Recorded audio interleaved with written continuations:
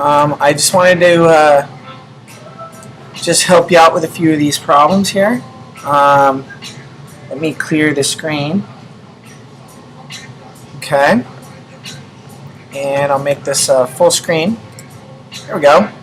So I posted a few practice problems. I'm just going to solve them here so that you have something to check your work.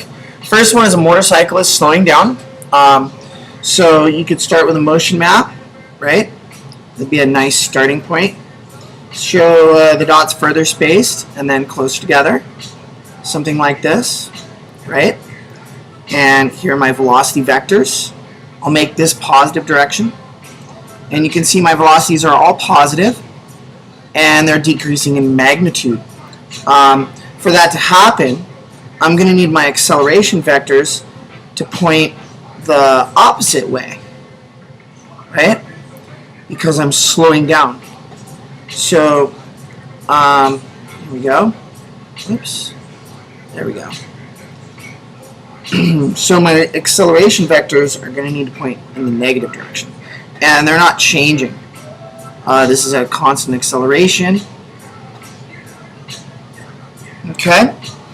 So now I'll do some stacks of graphs now that I have an understanding of the motion.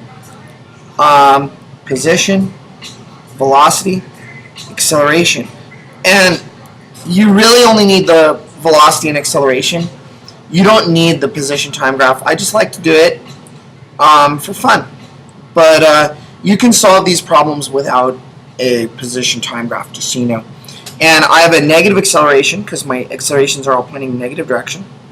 So there's my negative acceleration. My velocities are all positive, so they're all going to be above the time axis. And they approach zero. So this would be zero velocity. So they have to come down like that. And my beginning velocity, I think I was told, was 25 meters a second, right? So my beginning velocity was 25 meters per second.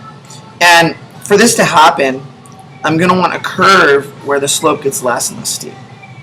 Okay? And I should label my units so that I'm clear on what my units are. This would be meters, meters per second, and acceleration meters per second squared, of course. Time would be all measured in seconds. I'm just using the standard units, the standard international system of units. It's a lot easier to use. And we're also told that this happens for 5 seconds. So there's my 5-second mark. And let's see what I can find out. Well, I have the most information on my velocity graph, and I know the acceleration is the change in velocity divided by change in time. And to find a change, I need my ending velocity minus my beginning velocity. Well, my ending velocity is 0. My beginning velocity is 25. So it's going to be 0 minus 25 meters per second.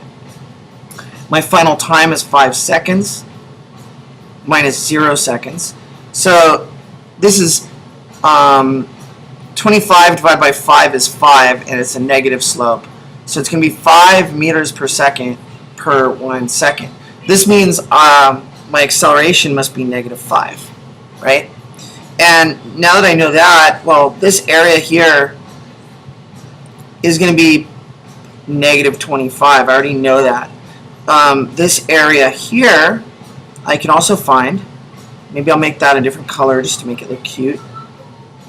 Nah, I'm going to pick a different color than that even. I'll pick like green or something different. There we go. So that area, as you know, is your change in position, which is going to be 1/2 times 5 seconds times 25 meters per second. Okay? And I'm not really sure what that is off the top of my head. I'll just guess. Let's see here. Half of 5 is 2.5. So it's 2.5 times 25, right? So double 25 is 50, and then I need to add another 12.5. So that's going to be like, I don't know, 62.5, I think. So that's off the top of my head. I might be wrong there. You should check that final answer, see if it's correct. So the seconds are going to cancel, and I'm going to be left with meters. So there's my change in position. If I started at a 0 position, my ending position is going to be 62.5 meters. And there it is. That's the first practice problem. I'll call that problem 1. And I'll make separate screencasts for each problem, so give them separate names. Okay? Hopefully that